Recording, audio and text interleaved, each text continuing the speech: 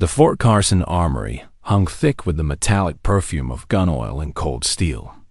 Late morning sunlight filtered through grimy windows, slicing the cavernous space into sharp, dusty columns. It was a cathedral of controlled violence, and Colonel Nathaniel Briggs lived by its sacred rules of discipline and order. Standing at his worn wooden counter, Briggs was an island of unwavering calm amid the low hum of activity. He meticulously double-checked the weapons manifest, his pen, scratching against paper with rhythmic precision that spoke of decades in service. His back remained ramrod straight, a habit forged in countless missions and honed by years of command.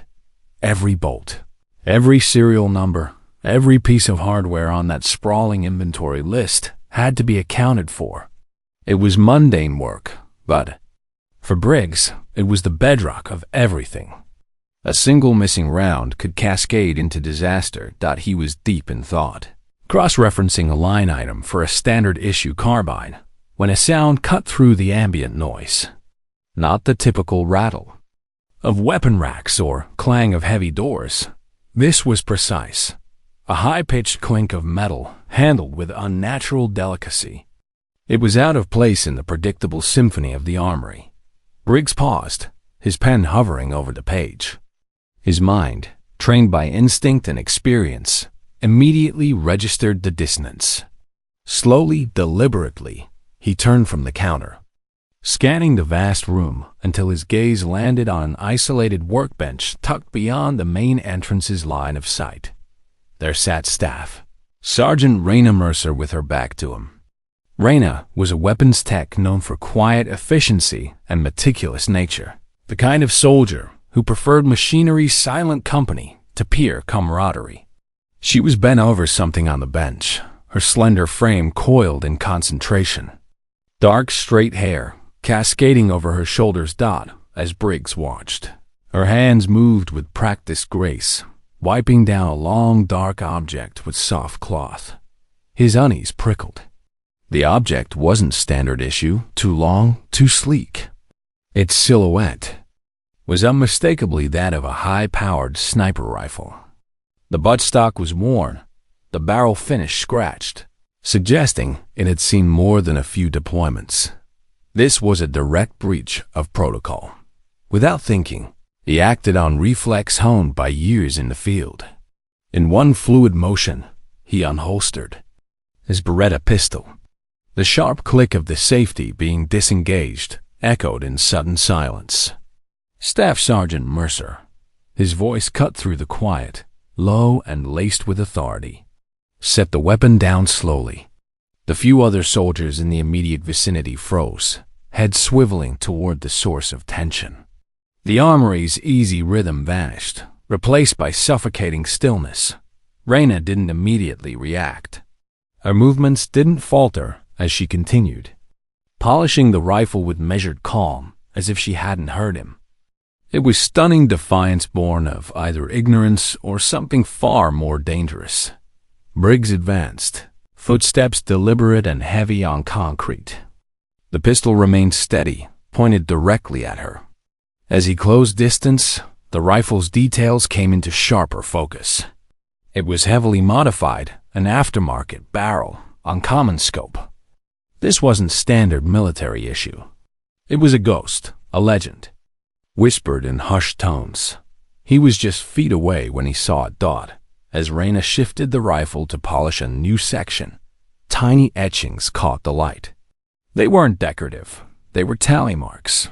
A long, grim chain carved directly into unforgiving steel near the receiver. Each one was a testament, a dark, permanent record. Beside the kill marks, his eyes locked onto a small, intricate emblem, a stylized feathered wing intertwined with the number 0. His breath caught, grip tightening on the pistol. He knew that mark from highly classified after-action reports for missions that officially never happened. It was the signature of an elite, off-the-books sniper known only by her call sign, Valkyrie 0. The kill count and emblem painted a picture that contradicted every shred of official documentation. They revealed a soldier far more than the quiet, unassuming weapons tech she appeared to be. A dangerous chill ran down Briggs's spine. His simple inventory check had just turned into a high-stakes confrontation with a living legend. A classified military secret that had materialized in his own armory. The air in the armory had grown heavy with unspoken questions. Briggs's pistol remained steady, his gaze fixed not just on the weapon, but on the woman behind it. Staff Sergeant Raina Mercer gave no sign of intimidation, still bent over the rifle with professional disinterest. The clink of metal against metal had been replaced by deafening silence broken only by overhead lights' hum. Other soldiers nearby had frozen mid-task, eyes wide with curiosity and apprehension. This wasn't routine inspection. This was confrontation. Staff Sergeant Mercer, Briggs repeated, voice lower and more urgent, controlled burn beneath calm. Exterior. I asked you a question. Where did you get that rifle? It's not on the manifest. Raina finally looked up, expression a mask of professional disinterest. No fear in her eyes, no shock, just cool, distant blankness. She met his stare. For a long moment, then without a word, returned attention to the rifle. Her fingers moved with almost loving familiarity over scarred steel. She ignored the question, ignored the drawn weapon, continuing methodical polishing. It was silent defiance, quiet rejection of his authority more potent than any spoken words. The small audience of soldiers watched with rapt attention, witnesses to a standoff between a colonel and low-ranking NCO, a clash of official authority against personal unyielding will. Briggs felt frustration flicker slow burning ember at her. Refusal to acknowledge his authority. This wasn't how things worked. You don't ignore direct orders from superior officers, especially one with a sidearm pointed at you. Yet something in her demeanor serene, almost unbreakable resolve stayed his hand. Sergeant First Class Reynolds, Briggs barked, voice echoing. In sudden stillness, check the serial number on that weapon. Now, a young NCO snapped to attention, approaching cautiously while darting glances between Briggs's pistol and the woman polishing the rifle. He carefully read numbers etched into the firearms side and quickly typed into a computer terminal. Colonel, sir, he finally reported, voice tight with confusion. The database shows nothing. No match. It doesn't exist. The words hung in air, final confirmation of Briggs's growing suspicion. The rifle was a ghost, hardware with no official history, no paper trail. A phantom, much like the woman who possessed it. Briggs stepped closer to Raina, eyes not on her face, but on the small emblem next to the long chain of tally marks. It was seared into his memory from classified reports of a Black Ops mission codenamed Echo Meridian reports, so heavily redacted. They were more riddles than documents, but one detail had always stood out. The signature of the sniper, who had single-handedly turned the mission's tide. The call sign was always listed as Valkyrie 0. The room's atmosphere, already heavy with suspicion, now felt suffocating. Briggs's simple inventory check had spiraled into interrogation about a Black Ops legend, a ghost from military histories. Shadows. We stared at the chain of tally marks, grim testament to deadly precision far beyond standard combat. It wasn't just a number. It was a story of 100 lives, 100 moments of quiet, lethal judgment. The standoff had reached its breaking point. Tension thick enough to cut with a knife was silent testament to the situation's gravity. Briggs made a decision. He wouldn't handle this before an audience. This was no longer about a misplaced rifle. This was about buried military secrets. Reynolds, clear the room, he commanded, voice a low, steel-edged growl. Everyone, now. Soldiers scrambled to obey, relieved to escape the suffocating atmosphere. They moved with hurried efficiency, gathering tools and equipment while shooting. Nervous glances at the drama center. Within minutes, The vast space was empty save for Briggs and Staff Sergeant Mercer. Briggs walked to the heavy metal door and with final echoing clang, shut and locked it. The outside world was sealed off, leaving only them alone with cold steel and unspoken past. The silence that followed was profound, holding the weight of years, secrets, and missions never meant for discussion. Briggs holstered his pistol, a deliberate action signaling a shift in confrontation's tone. He was no longer a colonel confronting insubordinate NCO. He was a man seeking answers from a ghost.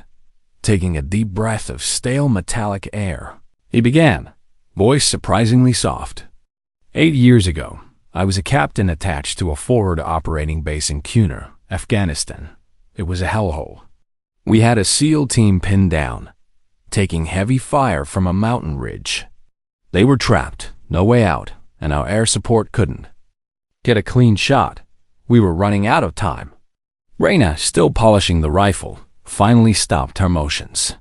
She didn't look at him, but her body language shifted. The air of complete disinterest gave way to subtle, almost imperceptible tension. She was listening now, her focus absolute. Then, out of nowhere, Briggs continued, eyes glazing with memory. A single clean shot rang out. The enemy sniper who'd been a thorn in our side for hours just vanished. One by one, the others went down. We never saw who it was. The team got out, but reports were strange. No official records of a sniper in the area, just a single mention of an unidentified asset codenamed Valkyrie Zero. Briggs reached into his breast pocket and pulled out a small laminated photograph. The image was old, grainy, faded, a surveillance shot taken from a drone high above the ridge. It showed desolate rocky landscape, and in the foreground, alone, distant figure crouched behind a rifle, a silhouette eerily similar to the woman standing before him. He laid the photo on the workbench, careful not to touch the rifle. I never forgot that day. I spent years trying to find out who she was. The official story was that the SEALs got lucky. I knew better. Raina finally looked at the photo, scanning the blurry image. A flicker of something, a fleeting shadow of long-buried emotion, crossed her face before it was gone. She picked up the photo, looked at it for seconds, then placed it back down. That mission doesn't exist, she said, voice flat and devoid of emotion. It was a statement of fact, not denial. The rifle, the emblem, the tallies, Briggs pressed, voice rising, slightly in frustration. It all points to you, Sergeant Mercer. You were Valkyrie Zero, weren't you? Why are you here? Hiding in an armory, cleaning guns? Before she could respond, a shrill, piercing alarm blared through the armory speakers, shattering tense quiet. The sound wasn't a drill, it was high-priority base-wide alert. Over the commotion, the base commander's voice crackled with urgency over the public address system. The words were distorted, but the message was clear. There was a crisis, and it was happening now. The past would have to wait. The present was demanding their full, undivided attention. But as the alarm continued wailing, Briggs noticed something that made his blood run cold. While chaos erupted around them, Raina's expression had changed completely. The distant mask she'd worn cracked, revealing intense focus. Her eyes narrowed, head tilted as if already listening to frantic communications traffic, her mind running through tactical implications. For the first time since discovering her secret, Briggs realized he might be looking at the only person on base capable of handling whatever crisis was unfolding outside these walls. The urgent alarm had ripped through the armories, suffocating stillness, a piercing shriek cutting through Briggs's. Interrogation. The base-wide alert wasn't a test. Its frequency and tone indicated a real-world, high-stakes emergency. Over the loudspeaker, a dispatcher's voice crackled with frantic urgency, jarring contrast to the methodical calm of moments before. All available units, this is control. We have a unit pinned down. Recon Team 37 ambushed in the Sentinel Peaks, requesting immediate support. Repeat, 37 is under heavy fire. The words sent ice-cold dread through Briggs's veins. The Sentinel Peaks were notorious treacherous, jagged mountains near the border. A hellish landscape of sheer rock faces and winding narrow passes where a small, well-placed force could hold an entire army at bay. Briggs grabbed his communications earpiece, listening intently to frantic back and forth between command posts and the besieged recon team. He could hear distant chatter of gunfire and panicked shouts of soldiers on the ground. The intel was grim. The enemy had secured dominant elevated position, using high ground to rain fire down on the trapped unit. Conventional support tanks, APCs, even air support, would be unable to reach them in time. The terrain was too unforgiving. The enemy's vantage point too perfect. The recon team was a sitting duck. He looked over at Raina, who hadn't moved. She stood by the workbench, the rifle in her hands. The distant, emotionless mask she'd worn had cracked further, revealing flicker of intense focus. Her eyes were narrowed, head tilted as if she too was listening to frantic communications traffic, her mind already running through tactical implications. The choice for Briggs was stark and immediate. The past and questions of Valkyrie Zero suddenly seemed insignificant in the face of present crisis. A team of soldiers was in desperate fight for their lives, and official channels were failing them. All the rules, protocols, carefully constructed. Order of his world was suddenly rendered moot. He walked to the workbench, footsteps heavy and deliberate. He didn't speak. He simply picked up the rifle that wasn't supposed to exist and looked at it. His fingers traced cold steel, brushing against grim tally marks and etched emblem. He was holding a legend, a key to a past that was now potential, solution to the present. He wasn't sure if he was making the right decision, but he knew with terrifying certainty he was making the only one. He looked at Raina, searching her eyes for hint of something, anything. "A recon team," he said, voice low and strained, "pinned down in the peaks. The enemy's position is too distant, too high. They're going to be wiped out." Raina said nothing. She simply stared back, expression unreadable. Briggs held the rifle out to her, the moment's weight heavy between them. "This is not a direct order, Sergeant Mercer," he said, voice laced with raw desperation. "This is a request, a Hail Mary. If you are who I think you are, if you were Valkyrie Zero 8 years ago, then I'm asking you to prove it. Not to me, to them." He pushed the rifle into her hands. The cool metal was familiar to her, a part of herself she'd tried to bury. She accepted it without a word, fingers wrapping around worn stock as if it were natural extension of her own body. Without a second's hesitation, her training took over. Her hands moved in blur of practiced motions, checking chamber, adjusting stock, fingers instinctively calibrating scope. It was silent, precise ballet of expertise. Then she turned and walked away. She didn't look back, didn't offer word of assurance, nod, or single promise. She just moved, slender frame disappearing into the doorway, shadow of the woman who'd just been quiet weapons tech. She was now a soldier on a mission, ghost returning to war she'd tried to leave behind. The mountains loomed ahead, jagged silhouettes against sky already beginning to haze with midday heat. From the base perimeter, the Sentinel Peaks looked almost beautiful, rising in sharp layered ridges, their slate gray faces catching sun in fractured glints. But beauty here was a lie. Every soldier who'd fought in these ranges knew the truth. Those ridges hid death. Raina Mercer moved like shadow given form, boots cutting across rocky outcroppings beyond the base. The rifle rested across her chest, its weight familiar, its balance perfect. Her eyes never stopped moving, measuring angles, noting cover, calculating distances in ways she didn't consciously register anymore. These mountains weren't foreign to her. She'd been in places like this before, where air was thin, wind treacherous, An enemy always seemed above you, far below the ridgeline. Sound of war carried up in fractured echo, sharp bursts of gunfire, heavy thump of automatic weapons.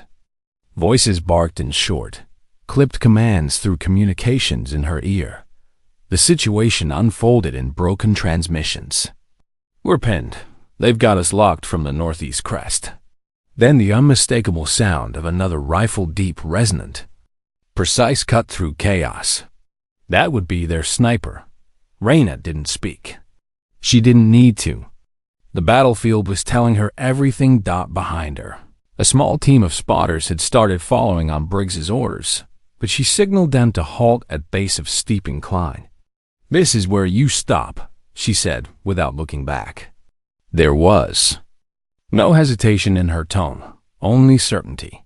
They obeyed, understanding instinctively that whatever she was about to do was beyond ordinary infantry training limits. She began her ascent. The slope was a fractured mess of shale and loose stone, each step threatening to give way underfoot, but her movements were deliberate. Each boot placement tested for stability before she shifted weight. The rifle remained slung for now, hands free to steady herself on jagged PRO2RUSIONs. Higher and higher she climbed, air thinning, breathing steady and measured. From this angle, the recon team's position came into partial view. Cluster of tan uniforms pressed into what little cover they could find, pinned between slope and wall of rock. Above them, nearly a kilometer away, the enemy's fortified perch dominated terrain. The high ground was dotted with figures in mismatched camouflage, rifles spitting fire down into trapped team. At the very top, behind fragment of natural stone shaped almost like shield, Reyna caught faint flickering glint of glass scope reflection. Their sniper was dug in, commanding the kill zone. She dropped into low crouch, unslinging the rifle. The movement was smooth, silent, the kind that came from muscle memory forged in real combat, not training exercises. She unfolded the bipod, planting it into gritty stone. The stock came to her shoulder, as if drawn by magnetism. The scope's reticle settled over the crest, magnifying enemy position. Heat shimmer made air dance, but her focus cut through distortion. Wind speed negligible. Elevation adjustment 2. Clicks. Distance 1,048 meters. Her breathing slowed. Each inhale drawn deep into diaphragm. Each exhale a controlled release. Through scope, enemy sniper's rifle emerged into clarity, heavy bolt action with suppressor. Its owner scanning methodically for any movement below. Her finger brushed trigger. The world narrowed to crosshairs and rhythmic beat of her pulse. Then, crack. The shot was clean. Recoil, a brief, sharp handshake against her shoulder. In Skoke's magnified frame, opposing sniper's head snapped back, body crumpling into rocks. She shifted immediately, eyes searching for secondary threats. But the enemy below had already realized something was wrong. Their return fire ceased for a heartbeat, then erupted again, this time in her direction. Rounds smacked into stone around her, sending splinters of rock biting into her exposed cheek. She rolled sideways, flattening against the slope. Sharp pop of semi-automatic rifles and deeper thump of machine. Gunfire created layered wall of sound. And then it came. The shot that nearly ended her. She caught it first as flicker in peripheral vision. Tiniest glint from secondary ridge. Her instincts screamed before her mind caught up. She dropped her head fraction of a second before supersonic cracks split air. The bullet passed so close she felt its heat against her skin. Burning whisper that lifted strands of hair from her temple. Her body reacted without thought, pivoting toward the source. A second hostile marksman was positioned in narrow cut of rock, rifle braced. He was adjusting for another shot. Her reticle found him as he settled into his scope. For briefest instant, their eyes met through layers of glass and distance. She squeezed trigger. His rifle bucked from his hands, body folding forward into dust. She didn't stop to watch him fall. The fight wasn't over. Below, the recon team was moving again, seizing narrow window her shots had bought them. She tracked 2 more enemy riflemen as they attempted to shift positions along ridge. Each time they broke cover, single round from her rifle found them. Through it all, she remained calm, breathing steady, movement sufficient. There was no celebration, no rush of adrenaline, only clinical precision of soldier doing the one thing she was built for. Back at base in command post, Briggs stood over spotting scope. He'd insisted on watching her work. Other officers and NCOs clustered around had fallen silent, eyes fixed on unfolding spectacle. "God help me," Briggs muttered under his breath. "It's her." He watched as she shifted slightly, reacquiring targets with Predator's patience. Her position was precarious. One wrong move, one lucky enemy shot, and she'd tumble hundreds of feet. Yet her silhouette remained steady, unshaken by maelstrom of gunfire around her. Enemy firing rate began to falter. Each sharp report of her rifle punched another hole in their defense. The recon team, sensing momentum shift, started pushing towards safer ground, dragging wounded with them. But mountains had a way of punishing overconfidence. From far side of ridge, bursts of sustained machine gun fire erupted, chewing into rocks near team's position. New element had joined Fight 1. She couldn't see from current vantage point. Reyna adjusted scope, scanning angles, calculating where she could reposition to counter this new threat. It would mean breaking her perfect cover, exposing herself to any remaining hostiles. But staying put would mean watching recon team get cut down before they could reach safety. Her decision was instant. She collapsed bipod, slinging rifle across her back in one smooth motion, and began moving laterally along slope. Terrain was cruel, narrow ledges, sudden drops, loose scree that shifted treacherously underfoot. Each step was negotiation with gravity, but she advanced without hesitation. Halfway to new position, another shot cracked past her, close enough to sting her ear with displaced air. She dropped into slide behind jut of rock, heart pounding but expression unchanged. Slowly, she eased rifle forward, barrel just breaching cover.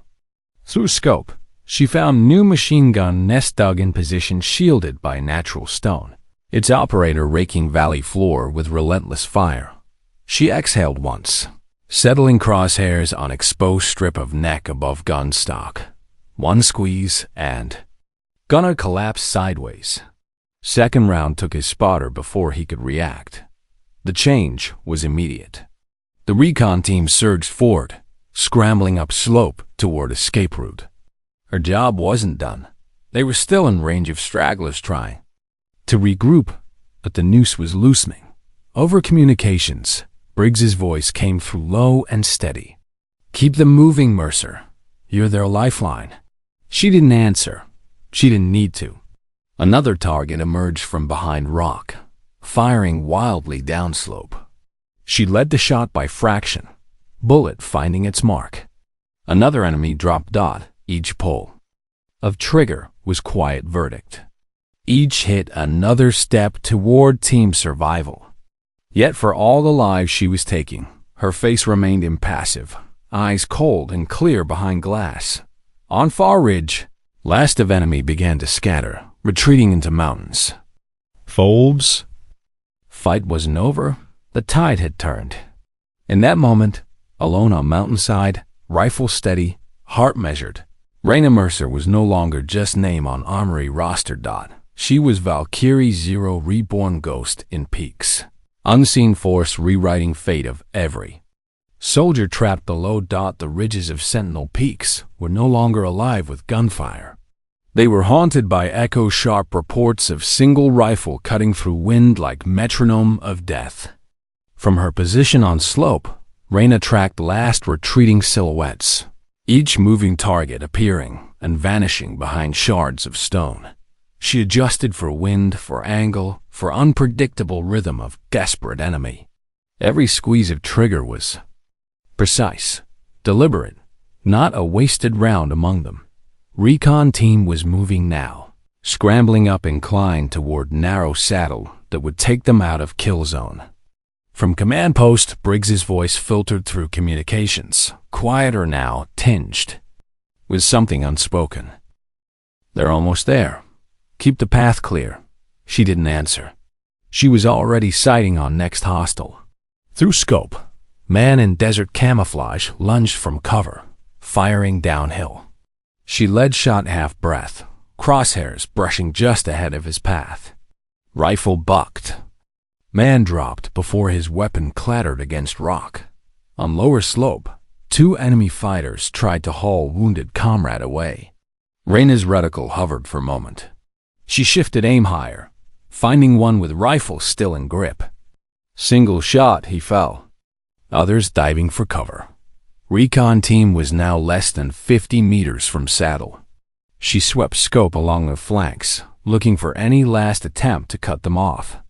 Flicker of movement on far ridge caught her attention. Lone figure with shoulder-mounted RPG, lining up shot toward saddle. Wind at this altitude was deceptive, swirling and shifting. She read dust drifting from rocks, made tiny correction to aim, and exhaled. Shot was almost anticlimactic, just dull thump against her shoulder. But in scope, RPG clattered harmlessly to ground as its wielder pitched forward. Recon team didn't look back. They kept climbing, driven by primal urgency to get beyond Peak's reach. Briggs, watching from base, felt something inside him shift. He'd seen good marksmen in his career, hell. He'd commanded some. But what Reyna was doing went beyond skill. It was as if she was reclaiming language only she spoke, one sentence at a time in vocabulary of distance and precision. Last of enemy. Broke contact, disappearing into jagged folds of mountain. Reyna lowered rifle slightly, scanning for any sign they might regroup. Slope around her was littered with brass casings, each one silent witness to past 20 minutes. She touched bolt, chambering another round out of habit, then stopped. Field was clear. Team was safe for now. Down in valley. Recon team's voices were faint but triumphant over communications. They were reporting status updates, casualty counts, requests for medical evacuation. Clipped, professional tone barely concealed their relief. Reyna broke down her position with same calm precision she'd maintained throughout fight. Scope caps closed, bipod folded, sling resecured. She slung rifle across back and began descent, moving with sure-footed caution of someone who understood. Mountains could be just as lethal after fighting as during it. It took nearly 20 minutes to reach base of slope where spotters had waited. They stared as she approached, expressions mix of disbelief and reluctant awe. None spoke. At perimeter, Briggs was waiting. He didn't approach immediately, just watched as she crossed open ground, rifle in hand, boots crunching on gravel. She looked exactly as she had when she'd left. No visible sign of strain, no swagger, no satisfaction. Just same unreadable calm. When she stopped in front of him, he let silence stretch for seconds. Around them, soldiers moved with renewed purpose, rallying around rescued recon team. Noise of their relief filled air, but in small space between Briggs and Reyna, it was still and quiet. "You saved them," he said finally. It wasn't question. Her gaze flicked briefly toward returning recon team, then back to him. She gave no verbal reply, just small, almost imperceptible nod. Briggs's eyes dropped to rifle slung across her chest. His breath caught when he noticed something new near cluster of tally marks. Fresh line had been cut into steel. It was shallow, hurried, but unmistakable. "You marked it already?" he asked, voice low. Reyna didn't break eye contact. "Some things are worth remembering," she said simply. It wasn't boast, it was fact. That evening, in quiet of his office, Briggs reviewed after-action feeds. Drone footage captured flashes of her position on ridge, movements barely perceptible between shots. Thermal scans confirmed what naked eye couldn't. Each time she fired, hostile went down. There were no misses. One of recon team leaders stopped by to deliver personal thanks. "Whoever that was," he said, shaking his head, "tell them they weren't human out there, like they could see the future." Briggs didn't correct him. He simply nodded, accepting praise on her behalf. That night fell over Fort Carson. Mountains were now just dark shapes against stars. Somewhere out there, in silence, echoes of her shots still lingered, rolling down slopes long after fight had ended. The next morning, Briggs found Raina at training ground before dawn, setting up positions for new sniper program. She'd accepted his offer to train others, not as ghost or legend, but as instructor who understood difference between good shot and right decision. Will they learn? He asked, watching young soldiers arrive for their first lesson. They might, she said, adjusting target stands with same precision she brought to everything. If they understand that every shot carries weight of those we save. As sun rose over Colorado peaks, painting mountains in golden shadow, Staff Sergeant Raina Mercer, former Valkyrie Zero, current armorer, always guardian, began teaching. Next generation that some legends aren't born from glory, but from quiet commitment to bringing others home. The rifle with its tally marks and fresh seam rested in armory, waiting. Not for fame or recognition, but for a moment when others needed guardian angel they'd never see coming. Because some stories don't end with headlines. They end with lives saved and soldiers who walk away, never knowing who watched over them from ridges above. If you enjoyed this story, don't forget to hit the subscribe button and become a part of our everyday life stories community. Where are you watching from? Drop a comment below. We love hearing from our amazing viewers around the world.